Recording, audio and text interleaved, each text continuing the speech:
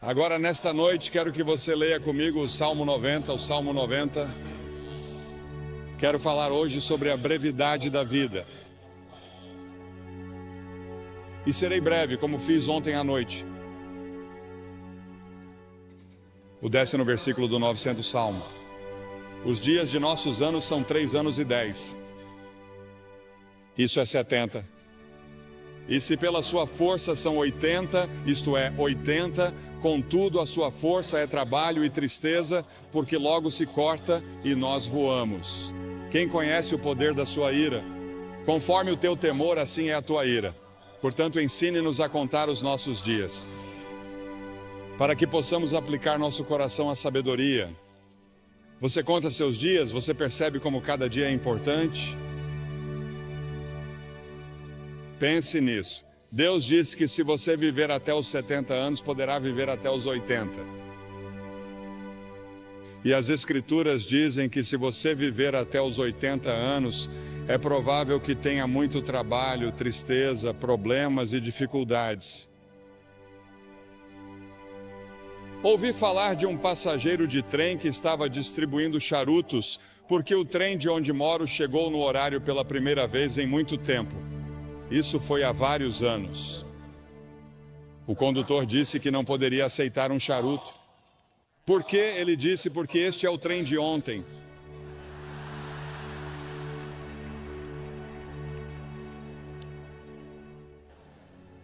Há o colapso do tempo ao nosso redor.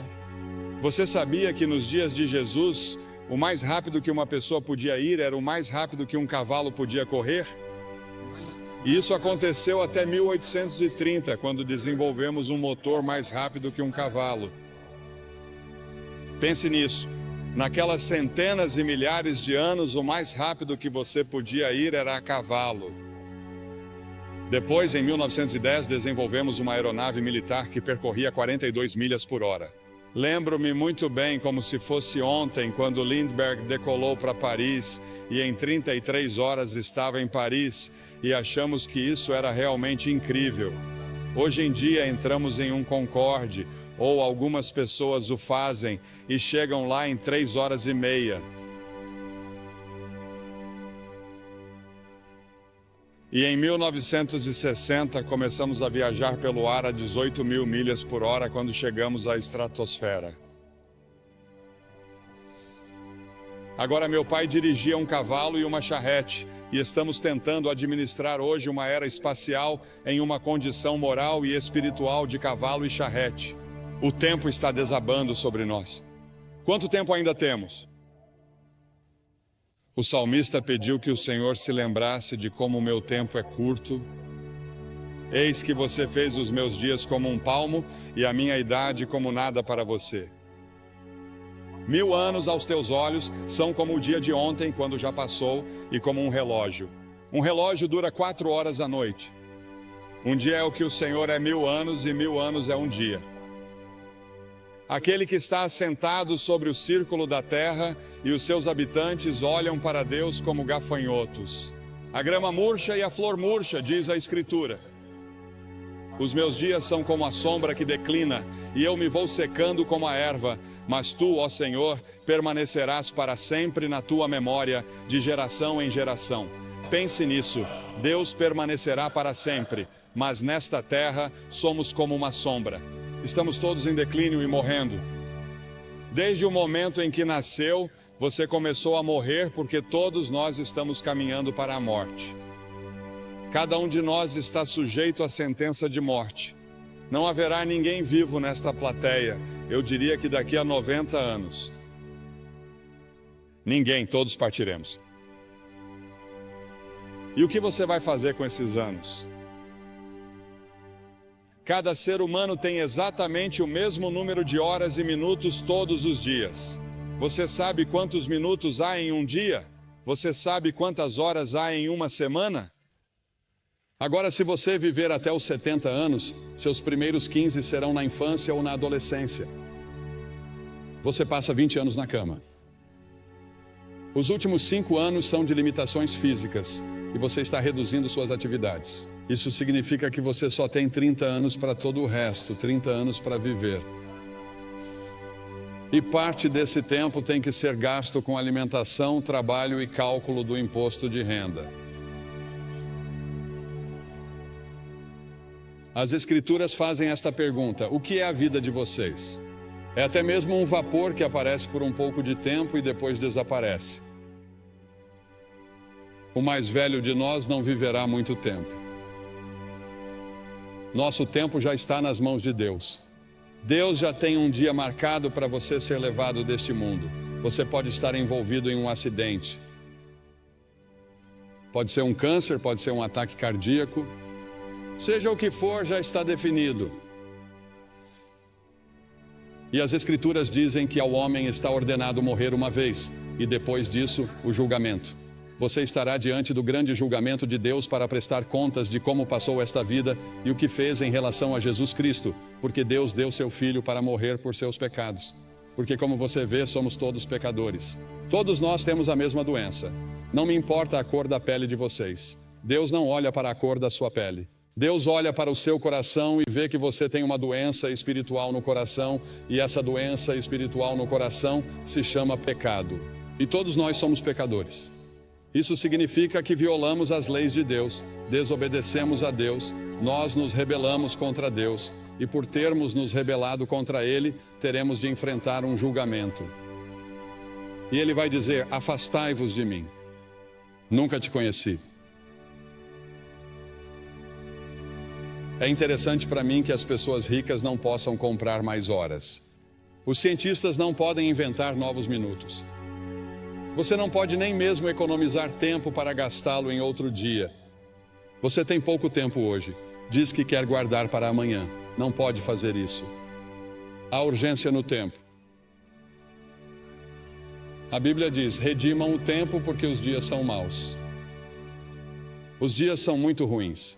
Olhamos para nossos jornais e não conseguimos acreditar em todos os assassinatos, estupros e problemas raciais, todas essas coisas no mundo todo.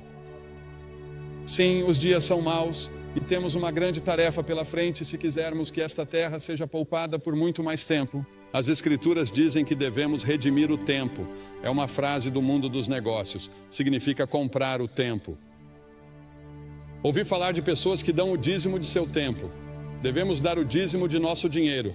10% do nosso dinheiro pertence a Deus, se você for cristão. Mas podemos dizimar seu tempo.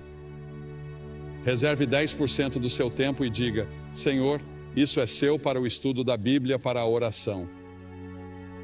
Você diz que passamos muito tempo nas rodovias, indo e voltando, e nas interestaduais, presos no trânsito. Você sabe, inventamos todas essas coisas modernas para economizar tempo, mas temos menos tempo do que nunca. Temos bem menos tempo hoje que meus pais na era dos cavalos e charretes. No entanto, temos automóveis e aviões velozes, e estamos correndo de um lugar para outro como loucos. E a maioria de nós não sabe o que fazer ao chegar lá.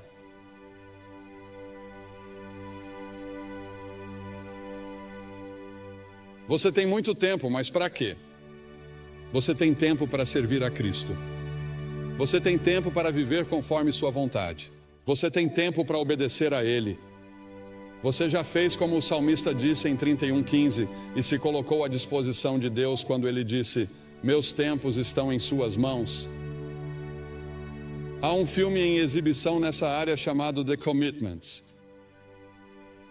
Você já entregou toda a sua vida a Cristo? Isso já aconteceu com você? Ah, você diz sim, eu fui batizado, eu fui confirmado. Vou à igreja de vez em quando. De vez em quando penso em Deus. Mas você realmente se comprometeu com isso? Você está totalmente comprometida com Ele? E você tem certeza de que, se morresse neste momento, iria para o céu? Você tem certeza de que seus pecados estão perdoados?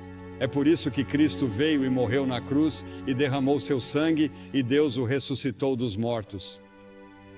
Além disso, há a tirania do tempo. Ele nos controla e ficamos frustrados. Correr de uma coisa para outra porque achamos que não temos tempo suficiente para fazer tudo o que precisa ser feito. Jesus disse: enquanto é dia, importa que eu faça as obras daquele que me enviou. Chega a noite em que ninguém pode trabalhar.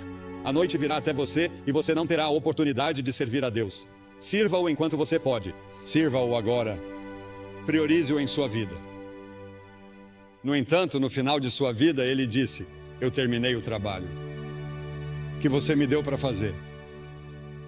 Deus tem um plano para a sua vida e você pode concluí-lo com a ajuda de Deus, e Ele lhe dará uma alegria e uma paz que você nunca sonhou que existissem se você colocar sua confiança nele. Ah, sim, quando Jesus deixou a terra, havia pessoas que precisavam ser curadas e vidas que precisavam ser tocadas, mas Jesus disse que havia terminado a obra que lhe havia sido designada. Pelo Pai, Deus designou um trabalho que somente você pode realizar. Você é único. Ninguém pode tomar o lugar de vocês. E Deus precisa de você em seu reino. O tempo pode ser nosso aliado ou nosso algoz. Mesmo assim, o tempo é incrivelmente justo e perdoador. Não importa quanto tempo você tenha desperdiçado no passado, você ainda pode ter o amanhã. Adlai Stevenson disse certa vez que o que conta não são os dias de sua vida, mas a vida em seus dias.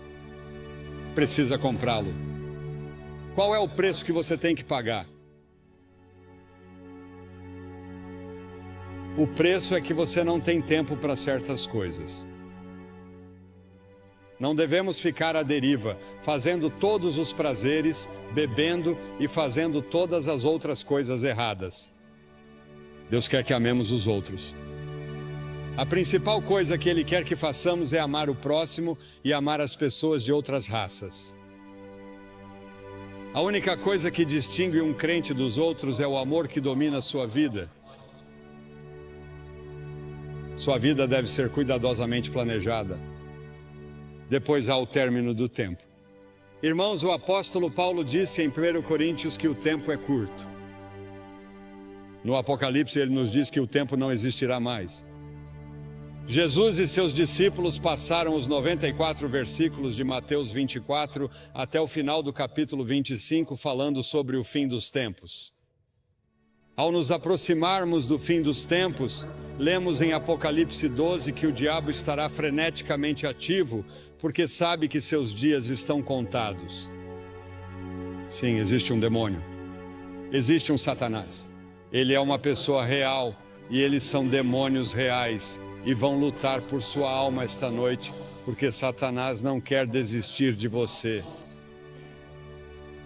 Ele lutará para manter você no reino dele, pois existem dois reinos.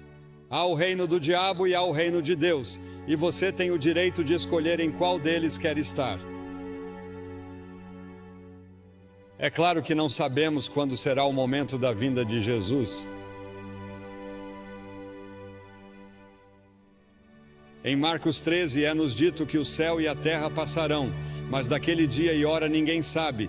Portanto, cuidado, vigie e ore, pois você não sabe qual é o seu tempo. Não sabemos quando Deus virá nos buscar. Em Romanos 13, o apóstolo diz que, conhecendo o tempo, já é hora de despertarmos do sono, pois a nossa salvação está mais próxima agora do que quando cremos. A noite já passou, o dia está próximo, portanto lancemos fora as obras das trevas e vistamos a armadura da luz. A Bíblia usa várias vezes a frase "o tempo está próximo". Jesus nos disse para discernirmos os sinais dos tempos. Um dos sinais é que a iniquidade será abundante. Pegue seus jornais e assista ao noticiário. A iniquidade é abundante em todos os lugares. Não apenas em Nova York, não apenas em Nova Jersey, mas em todo o mundo. Quando a lista for chamada no céu, você estará lá? O nome de vocês está escrito no livro da vida? Porque as Escrituras dizem que se o seu nome não estiver no livro da vida do Cordeiro, você nunca entrará no céu. Seu nome neste momento está no que é chamado na Bíblia de livro. E sob seu nome estão todos os pecados que você já cometeu, todas as coisas erradas que você já pensou, todas as suas intenções erradas. Está tudo lá registrado e você será confrontado no julgamento. Mas quando você vem a Cristo e se apresenta total e completamente a Ele como Salvador e Senhor, Ele apaga tudo o que está nesses livros e escreve seu nome em outro livro, o livro da vida. No livro do Cordeiro, O nome de vocês está escrito lá? Se meu nome não estivesse escrito ali e eu não soubesse, eu não sairia deste prédio esta noite até ter certeza. Porque talvez nunca mais haja outro momento como este na vida de vocês. Esta é a hora de você estar com Deus. E então a brevidade do tempo exige ação imediata. O fato de que o tempo é curto exige que façamos algo a respeito agora, porque as Escrituras dizem em 2 Coríntios 6:2 que agora é o tempo aceito, não amanhã, hoje. O que você deve fazer, faça-o agora. O dinheiro que você deve doar, doe-o agora. Testemunhe agora às pessoas que deve. Toda vez que o relógio marca o tempo, ele parece dizer agora. Hoje, se vocês quiserem ouvir sua voz, não endureçam o coração. Você pode endurecer seu coração. Se você ouvir uma mensagem como essa, isso pode ser muito perigoso, porque você endurecerá seu coração. E na próxima vez que você ouvir o Evangelho, seu coração ficará cada vez mais duro. Venha a Cristo agora. Se houver um sussurro em seu coração de que você precisa vir, você vem. Depois há o aviso do tempo. Um dia será tarde demais para sua alma. O tempo é muito curto para indecisões e vacilações. Você não deve ficar entre duas opiniões. Os tolos dizem que há tempo de sobra. O diabo diz que você tem tempo de sobra. Todas as manhãs você tem 86.400 segundos para gastar e investir. A cada dia, o nome do banco abre uma nova conta com você. Talvez não haja amanhã. Venha agora. As Escrituras dizem, visto que todas essas coisas hão de acontecer, que tipo de pessoas vocês devem ser? Li um artigo há alguns anos falando sobre algumas pessoas que estavam se divertindo muito na véspera de Ano Novo, e o autor do artigo disse que elas bebiam como se não houvesse amanhã.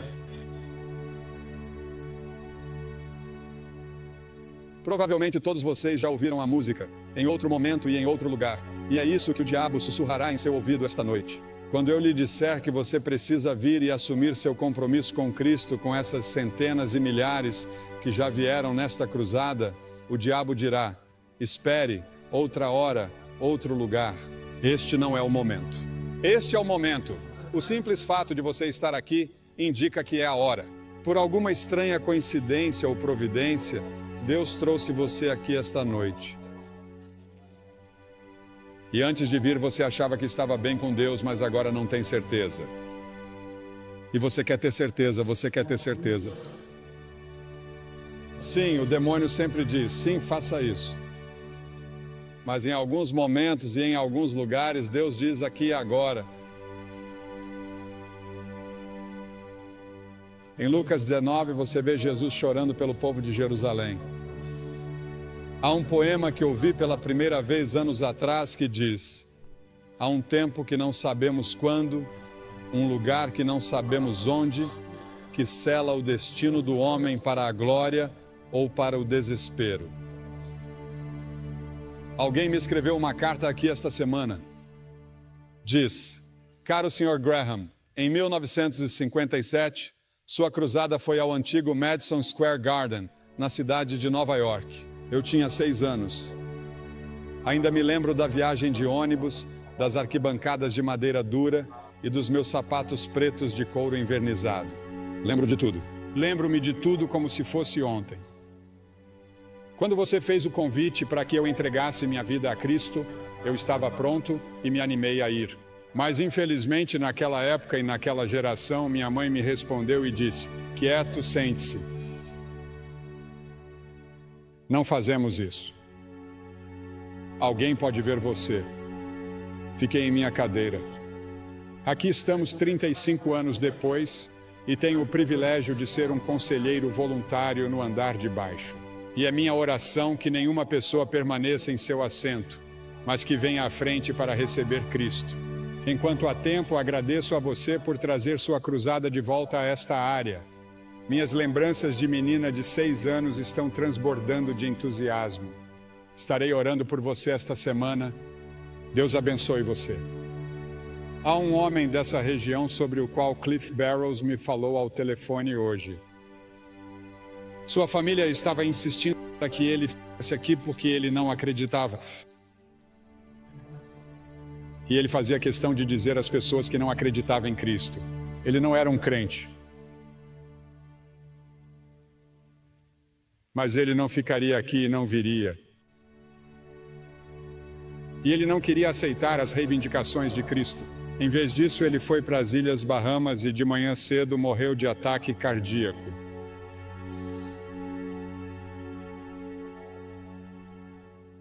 Para ele agora é tarde demais. Sua decisão está tomada. E quanto à sua decisão? Você vai dizer sim ou não às afirmações de Cristo? Cristo morreu por você, ressuscitou, e então o que você tem de fazer? Você precisa primeiro se arrepender de seus pecados. Isso significa que você diz: Senhor, sou um pecador. Sinto muito por meu pecado. Estou disposto a mudar meu estilo de vida. Quero segui-lo e servi-lo. E entrego minha vida a você esta noite, ou rededico minha vida a você esta noite. Preciso de você, Senhor, e quero assumir meu compromisso nesta noite. Nessa cruzada, nunca mais estaremos neste auditório. E você está aqui esta noite. Vou pedir que você se levante do seu assento na varanda. Isso levará 1 minuto a mais, portanto, comece agora. Venham e fiquem todos na frente, na minha frente, na frente do pódio. E depois que todos vocês vierem, vou lhes dizer uma palavra, fazer uma oração com vocês e dar-lhes alguma literatura para ajudá-los em sua vida cristã. Você diz: por que você pede às pessoas que venham publicamente? Porque cada pessoa que Jesus chamou, ele chamou publicamente. Havia algo em tornar isso público. Ele morreu por você publicamente, pendurado nu em uma cruz. Certamente pode vir e apresentar-se aqui publicamente. Assumir seu compromisso com ele e dizer: Senhor, você tem tudo de mim hoje. Quero ter certeza de que estou pronto para conhecer você. Apenas levante e venha de qualquer parte do estádio.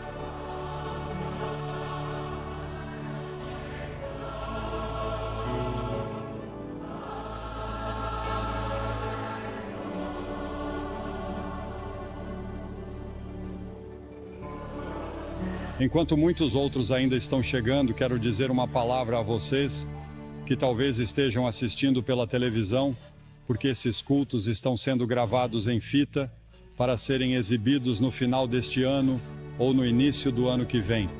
E muitas pessoas têm assistido à televisão e você tem pensado em como o tempo está passando rápido. Parece que foi ontem que você era um garotinho ou uma garotinha e o tempo voou. Talvez esteja num quarto de hotel ou num bar.